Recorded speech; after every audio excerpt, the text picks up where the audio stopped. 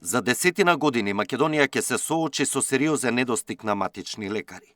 Голем дел од докторите во примарното здравство се повозрасни пред пензионирање, а младите се поретко се одлучуваат да работат како матични, поради финансиски причини и потешкоти при добивање ординација.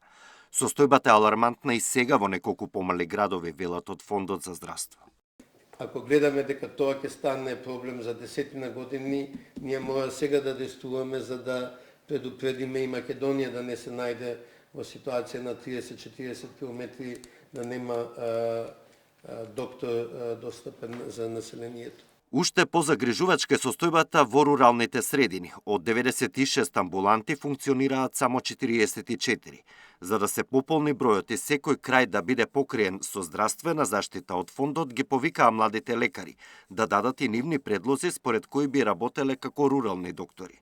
Брањето е наше да приноиме да испраќаат предлози, за да имаме време да до крајот на годината ги обработиме предлозите. Имаме формирана и комисија која ќе ги спрема промените и оно што како предлог ќе се однесува на правилата, можеме ние како фонд да го смениме, а тоа што ќе се однесува на евентуална промена на законската регулатива да го предложиме да биде променето во законската регулатива.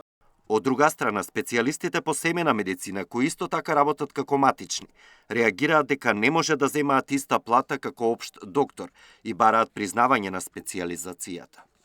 Специјалистот по семена медицина треба да добие својата улога. Токму имаме поддршка сега и од Европската Унија, бидејќи таму веќе земите членки во Европскиот парламент поднесуваат директива со која специјализацијата по семена медицина ќе стане еднаква како специјалност со останатите специјализации. Македонија за жал се уште не признава ко семени лекари.